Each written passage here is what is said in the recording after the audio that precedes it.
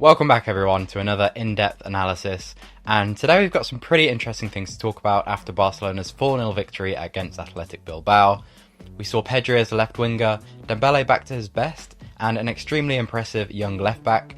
So if you're enjoying the content, consider leaving a like to show your support, and with that said, let's do it.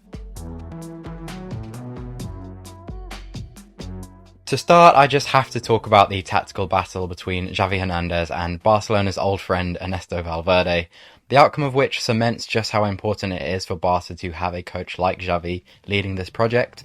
Athletic started the game in an aggressive 4-4-2 diamond with a very high line, trying to pin Barca back in their own half. As we've talked about before, this is a system with good potential against Barca's 4-3-3, and for a detailed explanation of why, check out my analysis of Barcelona against Real Sociedad, which had a similar tactical battle. And once again, Xavi had a smart solution, which was to build up with a double pivot in the first phase. In this case, it was Frenkie de Jong and Busquets.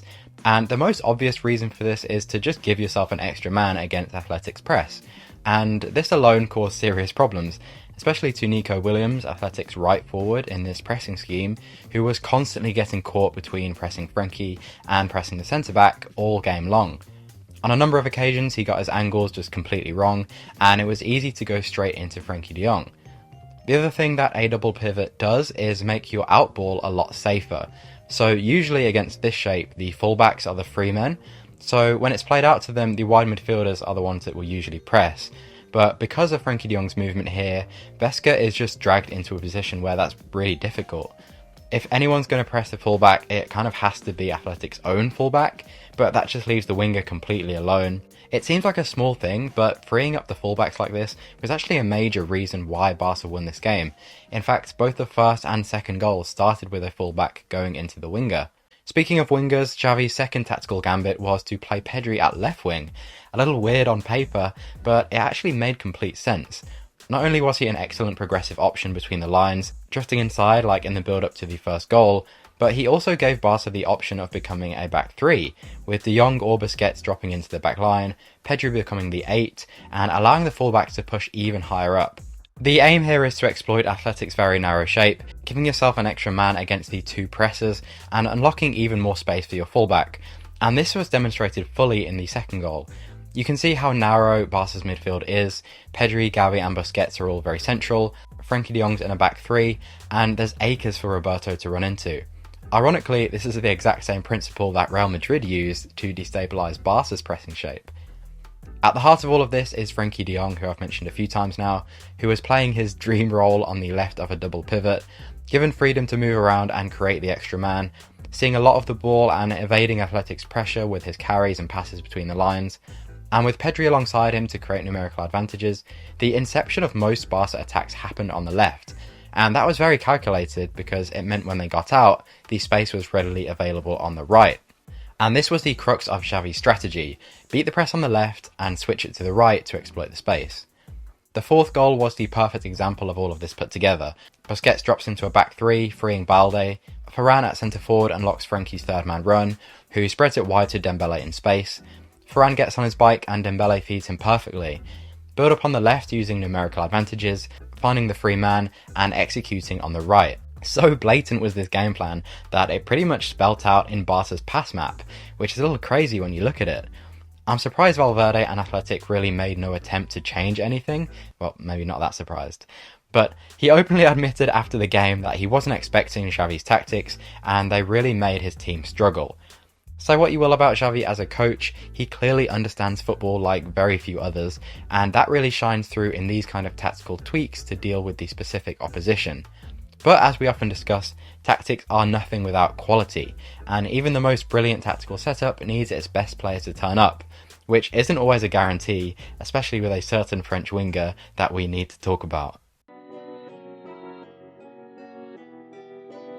Dembele's performance was obviously excellent, and it's a good job too because Xavi's entire game plan was based on him doing the damage in the final third. Going back to that pass map, it might strike you how deep Barca's average positions are, especially compared to Athletic, and the interesting thing is, despite having 65% possession, Barca actually weren't in the final third very often. In fact, using one of my favourite metrics, field tilt, which measures possession only in the final third, Athletic actually came out on top, 56% to Barca's 44%. Bear in mind, Barca's average field tilt for the season is 70%, by far the highest in the league. So what's going on here? Well, it's entirely down to how Athletic played. With an aggressive press and a high defensive line, they don't really ever allow you to camp out in their final third. And there really wouldn't be any point in doing so either, because if you can access that space in behind, you don't need to be there for long to do the damage. That's why it was so crucial that Dembele had a good game, because he was mainly the one tasked with exploiting that space. Fortunately for Barca fans, the good Dembele showed up and not the evil one. On paper, he's just the perfect profile for this role, with his long strides, his close control at speed, his ability to float either side of a defender, and crucially in this game, his ability to pick a pass, which more than anything was what set this performance apart from recent others. He also did what we praised Ansu Fati for last game, which is attack the box and be a real goal threat. But it would obviously be ignorant to give all the plaudits to Dembele. I also need to credit Sergio Roberto, not just for his goal but for his good movement. He did a lot of intelligent things like inverting to drag a midfielder away and allow direct access to Dembele on the touchline. And he took a lot of responsibility as a runner ahead of Dembele, giving the necessary thrust to those attacks down the right.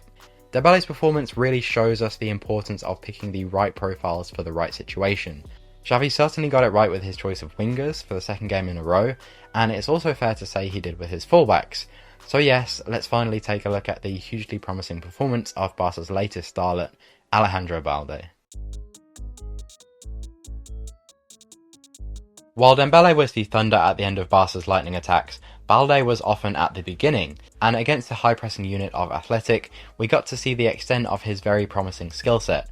He's extremely quick over the first few meters, and he uses that to great effect, gliding past players seemingly with ease. And against an aggressive press, this is a priceless attribute, because why bother with the intricate passes and movement if you can access a space further up the pitch just by running into it? We also saw how good he is technically. The close control and dexterity got him out of seemingly impossible scenarios.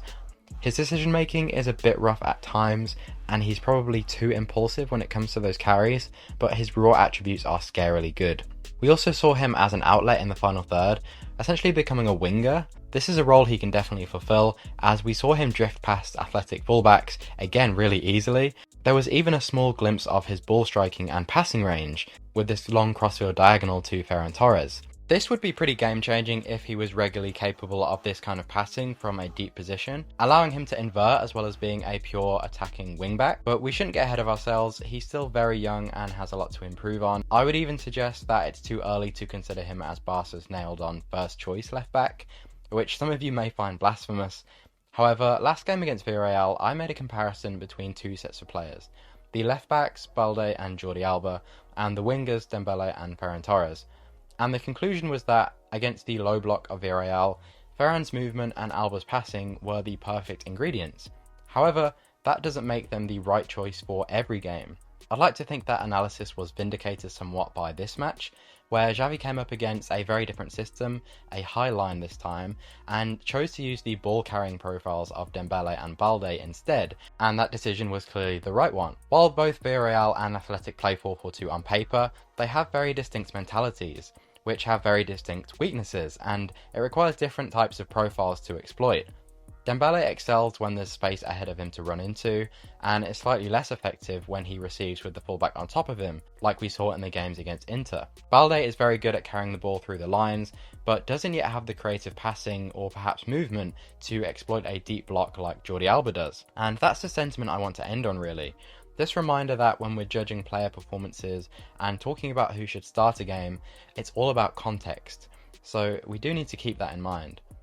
But for Xavi, this was a very complete performance, from the double pivot to Pedri at left wing, down to the nuances like Roberto inverting. We saw a very effective blueprint for destabilising and exploiting an aggressive high-line setup. And there's another team out there who has quite a similar setup, one that is looming just over the next hill, and one that Barcelona have some unfinished business with. So I'll see you again after the dust has settled on that one. As always, I hope you enjoyed this analysis, so leave a like if you did. Subscribe for more of this. We're nearly at the end of October this month of analysing every single Barca game. So if you want to keep up with these videos, make sure you're subscribed. And until the next one, take care.